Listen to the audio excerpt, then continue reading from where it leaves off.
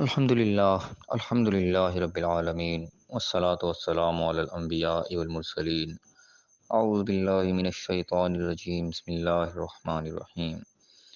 رب اشرح لی صدری ویسر لی امری واحلل عقدۃ من لسانی یفقہوا قولی واجعل لی وزیرا من اہلی۔ محترم سامعین، السلام علیکم ورحمۃ اللہ وبرکاتہ۔ الحمدللہ، قرآن پاک کا مطالعہ ہمارا جاری ہے۔ سورہ المائدہ کی آیت نمبر 3 تک ہم پڑھ چکے ہیں۔ آج انشاءاللہ آیت نمبر 4 اور 5 پڑھیں گے۔ اعوذ باللہ من الشیطان الرجیم بسم اللہ الرحمن الرحیم۔ یسألونک ماذا احل لہم، تم سے پوچھتے ہیں کہ کیا حلال ہے ان کے لیے۔ قل احل لکم الطیبات، کہہ دو کہ طیبات تمہارے لیے حلال کر دی گئی ہیں۔ یہاں پہ ایک سوال کا ایک بڑا جامع جواب دیا گیا ہے کہ قرآن پاک کے اندر حلال حرام کی کافی کہ احکامات آئے ہیں ہماری زندگی میں۔ اسلام دین نے جو کافی حرام اور حلال جو رکھے ہیں، تو انہوں نے ایک مختصر سوال کیا کہ بتاؤ ہمارے لیے حلال کیا ہے پھر۔ تو اللہ تعالیٰ نے اس کو مختصر اور جامع جواب دے دیا کہ جو طیبات ہیں، پاکیزہ چیزیں ہیں، جن کو انسان دیکھنے میں پاک سمجھ رہا ہے، جن کو سامنے نظر آ رہی ہے کہ ان کے تو کوئی خبیث چیز شامل نہیں ہے، طیبات ہے بالکل، وہ تمہارے لیے حلال ہیں۔ خبیث چیزیں حلال نہیں ہیں، طیبات جو پاکیزہ تمہارے لیے موافق ہے، تمہارے جسم کو سوٹیبل ہیں، وہ تمہارے لیے حلال ہے، جائز ہیں۔ وما علمتم من الجوارح مکلبین تعلمونہن مما علمکم اللہ، اور وہ بھی چیزیں جو تم نے اپنے شکاری، جو جانور تم نے پال رکھے ہوتے ہیں شکار کرنے کے لیے، ان کو تم نے سکھا رکھا ہے، اور ان کو شکار جانور جو کچھ جو پکڑ لیں تمہارے لیے، جو تم نے ان کو سکھایا ہے اللہ کے سکھائے ہوئے طریقے سے، نہیں کہ اللہ نے تمہیں سکھایا، تم نے آگے سے ان کو ٹرینڈ کر لیا، سدھا لیا، تو وہ جو بھی تم سدھا لیتے ہو ان کا بھی تمہارے لیے حلال ہے۔ فَكُلُوا مِمَّا أَمْسَكْنَا عَلَيْكُمْ وَاذْكُرُوا اسْمَ اللَّهِ عَلَيْهِ، تو پھر کھاؤ اس میں سے جو وہ تمہارے لیے روک رکھے ہیں، یعنی کہ جو شکار تم نے کیا، جو شکار تمہارے لیے پکڑ لیں، اس کو بھی کھا لو، اور اس کے اوپر اللہ کا نام لو، یعنی کہ بسم اللہ کر کے اس کو ذبح کرو، اللہ کا نام لے کے اس کو، اور اس کے بعد تم کھاؤ اس کو جو تمہارے سکھائے ہوئے شکار نے تمہیں پکڑ کے رکھا ہے تمہارے لیے۔ ایسے نہیں کوئی جانور کھا گیا جس طریقے سے، وہ بھی حلال کر لیا جائے، ذبح کر لیا جائے، وہ بھی حلال ہے۔ اس کے بعد یعنی کہ اس کے لیے باقاعدہ بھی اللہ نے کوئی طریقہ بتا دیا کہ تم خود بھی اپنے جانور ایسے پال بھی سکتے ہو، شکاری جانور ٹرینڈ کر سکتے ہو، جن کو تم شکار کرنا سکھاؤ، اور وہ شکار کر کے تمہارے لیے پکڑ کے رکھیں، تو وہ بھی تم جائز ہے، تم اس کو کھا سکتے ہو، حلال ہے تمہارے لیے۔ واتقوا اللہ، اور اللہ کا تقوی اختیار کرو، ان اللہ سریع الحساب، بے شک اللہ تعالیٰ بڑی جلد حساب لینے والا ہے۔ اب اس آیت کے اندر ایک دو الفاظ ہیں ان پہ غور کرنا چاہیے تھوڑا سا۔ اب یہاں پہ سب سے پہلے طیبات کا لفظ آیا کہ جو حلال ہے تمہارے لیے، وہ طیبات ہیں۔ اب طیبات کا لفظ یعنی کہ ہم کس جگہ پہ بولتے ہیں طیبات، عام طور پہ جو ہمارے سمجھ میں آتے ہیں وہ پاکیزہ پاک چیزیں ہیں۔ اب جو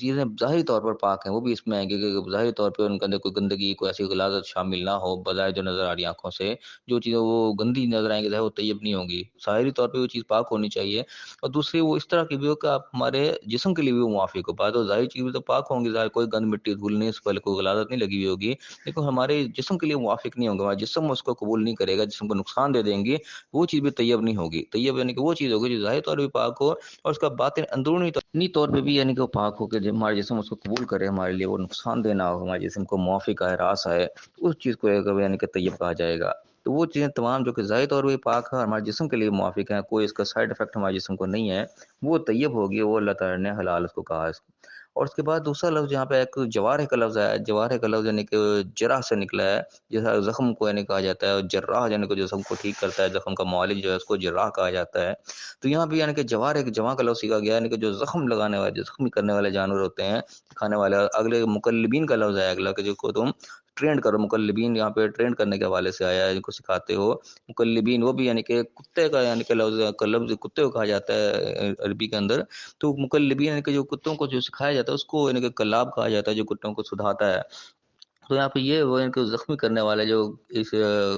جس سکھائے گئے، جن کو سکھایا جاتا ہے، ٹرینڈ کیا جاتا ہے، تو علمونا، تم ان کو سکھاتے ہو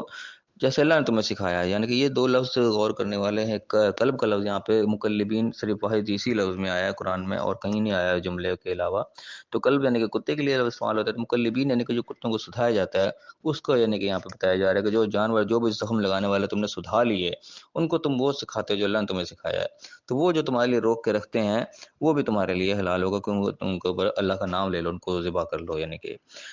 تو یہ چیزیں آئیں گی اللہ تعالیٰ سے تقوی اختیار کرو، یہ اللہ تعالیٰ جگہ جگہ چیز کو ضرور بیان کرتا ہے کہ اللہ کا تقوی ہونا چاہیے، جو بھی اللہ تعالیٰ تمہیں اجازت دے رہا ہے، جو تمہیں اختیارات دے رہا ہے، ان اختیارات کا کہیں کوئی نجائز استعمال نہ کر بیٹھنا، ان کو اسی دائرے کے اندر رہ کے استعمال کرنا جو اللہ تعالیٰ نے تمہیں دیے ہیں، اور وہ تقوی کے ساتھ ہی ہوگا، تم تقوی جب اللہ کا رکھو گے دل کے اندر پھر تم اس کا جائز استعمال کرو گے، ورنہ انسان اپنے علم کا بھی اپنے ہنر کا بھی جو ناجائز استعمال جب وہ شروع کر دیتا ہے وہ پھر تقوی سے خارج ہو جاتا ہے۔ انسان کو کوئی ہنر ملا، اس ہنر کا اس نے ناجائز استعمال شروع کر دیا، اس کے ہاتھ میں یعنی کہ حفاظت کے لیے گن دی گئی تو حفاظت کرتا ہے تو وہ تو اللہ کے احکام کے مطابق تھا، لیکن وہ اس کا نجائز استعمال کر کے لوگوں کو مارنا شروع ہو گیا، مال لوٹنا شروع ہو گیا، وہ اس کا نجائز استعمال ہو گیا۔ تو کوئی بھی چیز اللہ تعالیٰ کی طرف سے دی جاتی ہے تو دونوں طرح کے استعمال ہوتے ہیں، تو تقوی کا اللہ تعالیٰ ضرور تذکرہ کر دیتا ہے کہ انسان کسی چیز کا مس یوز نہ کرے، اس کو غلط استعمال نہ کرے۔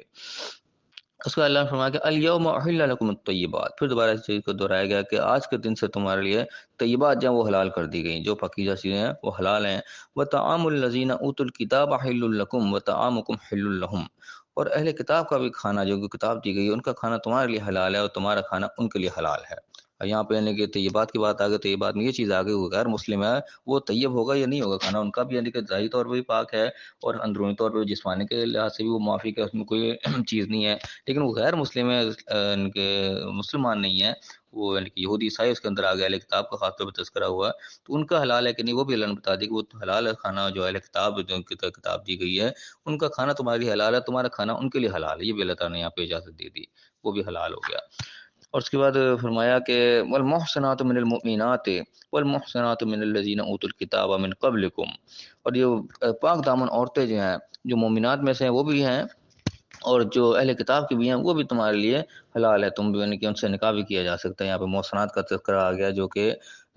حصار میں رہنے والی محسنہ یعنی کہ کہا جاتا ہے جو اپنے آپ کو ایک حصار کے اندر رکھنے والی، آزاد کرنے والی نہیں، جو کہ گھریلو جن کو کہا جاتا ہے وہ تمہارے لیے حلال ہیں، جائز ہیں، اوتر کتاب کی بھی من قبلکم جو تم سے پہلے کتاب دی گئی تھی۔ اذا آتیتموہن اجورہن، جب کہ تم ان کا اجر ان کا حق مہر جو ہے وہ تم ان کو ادا کر دو، بالکل یعنی کہ وہی اصول ہے جو کہ مسلمان عورتوں کے ساتھ ہے وہی ان کے لیے اہل کتاب کے لیے بھی۔ محسنین غیر مسافین، محسن وہی لفظ آ گیا دوبارہ کہ اپنے آپ کو محسوس رکھنے والی، گھروں کے اندر رہنے والی گھریلو عورتیں، کو بازاری عورتوں کی بات نہیں ہو رہی یہاں پہ، غیر مسافین کو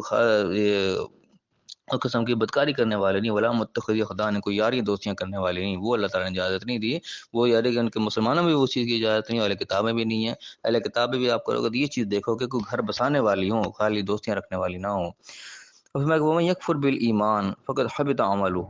اور جس نے ایمان کے ساتھ کفر کو ملا لیا، کفر کو خرید لیا ایمان کے بدلے میں، تو اس نے اپنے اعمال کو برباد کر لیا، یعنی کہ اللہ نے اجازت دی ہے ان چیزوں کی، اس اجازت کو اس نے کوئی ناجائز استعمال کر لیا، اللہ نے جو لمٹ رکھی تھی وہ لمٹس کو اس نے کراس کیا اور حد سے پار گیا، تو اس کے اعمال جو ہے برباد ہوئے، ضائع ہوئے۔ وہ فی الآخرۃ من الخاسرین، آخرت کے اندر پھر جو ہے وہ خسارہ اور نقصان اٹھانے والوں میں ہوگا، آخرت میں اس کے پلے کچھ نہیں پڑے گا پھر۔ تو فی الحال ہم یہی دو آیات ہی پڑھیں گے، یعنی کہ مین چیزیں جو اس میں ہمیں نظر آئی ہیں، ایک تو اللہ تعالیٰ نے طیبات کو حلال کہا، اور اس میں شکاری جانوروں کا بھی بیچ میں بتا دے گا، شکاری جانور تم جو سکھاتے ہو سدھاتے ہو، شکاری کتے یا جو بھی تم نے ایسے جانور پالے جن سے تم شکار کر سکتے ہو وہ بھی شکار تمہارے لیے کریں گے، جن کو تم اللہ کا نام لے لو گے وہ بھی تمہارے لیے جائز ہوں گے، حلال ہوں گے۔ اور اس کے بعد دوسری چیز آگے کہ اہل کتاب کا کھانے کے خاص طور پر بتا دیا گیا کہ وہ تمہارے لیے حلال ہے، تمہارا کھانا ان کے لیے آپس میں تم کھا پی سکتے ہو، آپس میں ایک دوسرے کا کھانا جو کہ پاک ہوا تو یہ بات ہو وہ بھی۔ اور اس پر عورتوں کی بھی یہاں بات آ گئی کہ اہل کتاب کی عورتوں سے بھی وہ بھی ان سے بھی نکاح کیا جا سکتا ہے، عورتیں کون ہوں؟ جو گھریلو عورتیں، گھر بسانے والی ہوں، ان کا بھی حق مہر دے کے جو ان کا دے کے وہ بھی تم نکاح کر سکتے ہو، اور ان کا یعنی کہ نکاح کرنے کا مقصد بھی گھر بسانا ہی ہونا چاہیے، تو چھپی دوستیاں رکھنا، کوئی عیاشی کرنا اس قسم کا کوئی اور مقصد نہیں ہونا چاہیے۔ یہ بھی ایک